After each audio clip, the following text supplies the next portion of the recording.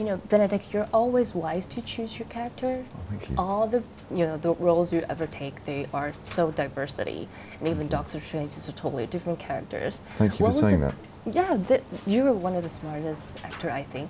Thank you. So, what was the criteria when you choose your character? It's well, script first of all, and story, and the purpose of the film, I guess, the need to tell that story. And I met with Scott after Kevin and Stephen pulled me in for a Marvel meeting to say, look, we're really interested in you playing this character. What do you think? We've got this guy Scott Derrickson who's directing. We'd love you to meet him. And I sat down and after reading some of the comics, talked to him and said, how do we make this man of now? How do we make the origin story in the original comics as well, which is very much in the 60s world of occultism and East meets West mysticism and very beautiful, abstract, extraordinary, really left field kind of cartoons as well. Fantastic artwork by Steve Ditko. How do we realise that? And obviously, first of all, with the artwork, we're now living in this cinematic era where the possibilities, as the film says, are endless. You know, so these worlds can be brought to life in the world of visual effects and special effects. So it's very exciting. They're amazing. Amazing, and from that point of view, yeah, really, and kind of mind blowing. And but more importantly, as an actor, that's all very well if it's going on around you. But if you don't care about the person in the middle of it, if you're not interested in his story, then it's vacuous entertainment, and even however spectacular it gets boring because you don't know what the story is. And so Scott pitched the idea of who this man is in the 21st century and how his character goes on this incredible arc from being a materialistic neurosurgeon who's a bit of a loner but charming, as well as being arrogant. He's funny as well as being self-centered. So he's a complex human being. He has this spectacular car crash which destroys him physically and psychologically. And then he has to rebuild his life, and lo and behold, he becomes a sorcerer by stumbling across what his true destiny is and has to sacrifice returning to his old life. And I just thought there was a wonderful origin character arc. So that really attracted me. You know, this very iconic New York-based hero as well. The cast that started to assemble for it was fantastic. And I think you're the right choice for this character because you have once volunteered as a teacher in India. Does it help you to get into this role because it's very spiritual? Yeah, it is. It is very. It is. You know, there's a real element of that in the film of at least of mindfulness, of the idea that you're by stilling and training your mind, you can change your reality, and that's something that we all practice now. A lot of people practice now with meditation or mindfulness of any sort. You did that, right? Yeah, and I started that when I was teaching. No, I learned at the end of my experience as a teacher. But I was mainly focused on doing my volunteer work, and then I started to learn more about meditation techniques from them. And you know, that plus the fact that I was a white middle-class boy from an education in London who'd gone across the world to India, to a place that had Nepali, Chinese, Tibetan, and Nepali, Chinese, Indian, and Tibetan. Yeah, those 5 nationalities, more probably. I can't remember. It was a very multi-ethnic environment to be in.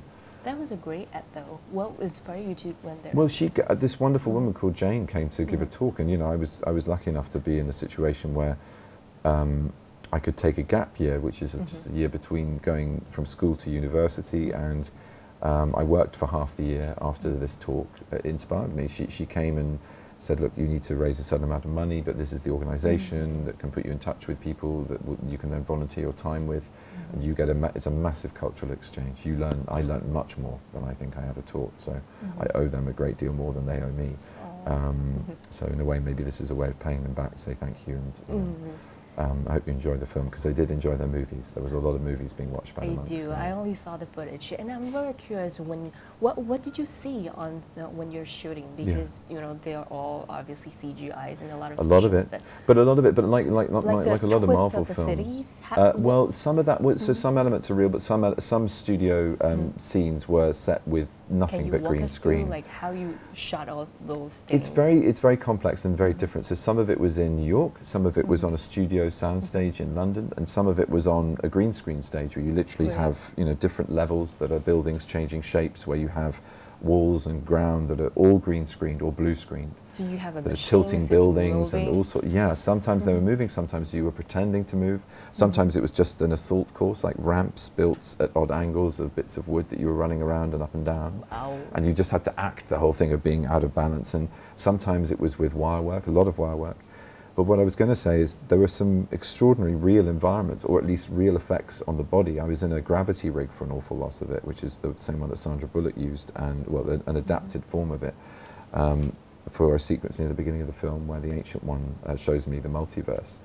And it's me. I mean, there are tiny moments which are digi-doubles, but the majority of what you see in that section is me being spun around on this arm with a motion control camera coming a very, very carefully guided, pre-programmed way into me. And you know, it's first of all you get the gymnastics right and how to hold your body, and you're supposed to be sometimes weightless, sometimes you're being pushed, sometimes you're sliding, sometimes you're falling through something. So you have to practice that, and then you have to adapt it to the camera. So it was a whole new skill set for me, that kind of aerial gymnastics. It's very demanding, even acting skill as well as your balancing skill. Yeah. But I mean, I love it for that. I loved this job for that, and I hope there's more of it in the future of this character, because, oh boy, it was, you know, what an experience to have, and a lot of that experience ends up on the film. So, yeah. It's a roller coaster for you personally. Yeah, it was. It was, and literally some of the stunts were like, human I feel like roller I'm coaster. testing, the human roller coaster. Exactly right. Yeah. And I'm showing you the greatest sorcerer in the film industry. Oh, hello. Harry Potter. Yes. Gandalf. Well, I would say Harry Potter is more of a wizard, as both, and so is the Sorcerer Supreme. Is a slightly different form of magic, I'd say. But there's a similarity more with Potter, I'd say, than Gandalf, maybe. Gandalf, yes. Gandalf is a wizard out and out. Yeah. Okay. And I don't know if you're a video gamer. No. Jenna, but she is one of the sexiest sorcerer. Yeah. She's not wearing many clothes. She's obviously got a spell for keeping warm. Do you prefer anything like this? I mean, sexier dressed? You think I should wear less clothes? I know. Is that what it is? Yeah, I wear a lot of clothes. I would love to see that. Stop. Well, there was a moment where I'm shaving where you see a bit of the working out I've done, but yeah, I know. You work a lot. I had to for not even just for the aesthetic, but just to keep fit and healthy, really. But yeah, she's quite something, isn't she? Wow. Yeah, she's one of the sexiest sorcerer in the video. What's she do? She's a little bit like Elsa. She can turn something into eyes, you know. So that's like why Frozen, she's like, you know, very icy dress. Got it. Yeah, and the last one is the most famous one. Go on. Be prepared. Ta-da! Mickey Mouse! Well, you know, it's strange, Mickey isn't it? Because Mouse. this is, this is a Disney film. There's an element to. I mean, our DOP, Ben, was talking about this. There's an element to how we structured some of the visuals that it does draw on that element of fantasia, because it has to be abstract. Well, that was a very wacky, abstract film. Yes. For its time. Do you remember? I mean, it's sort of mind-blowing and trippy and hallucinogenic and weird. And psychedelic. Yeah, very psychedelic. And, you know, this origin, the comic origin of this story is very psychedelic. So, yeah, I think there's definitely an element of that we play with to honour Mickey and his. You think if you related to Mickey, I would be honoured. I would be honoured. Yeah, because you know, even the dress, same size, the color. Yeah, same colour. Without the I don't hat, have though. white gloves, but I might have you gloves in the next film. Yeah, get me a pointy hat. Yay! Okay, the best reason to see Doctor Strange.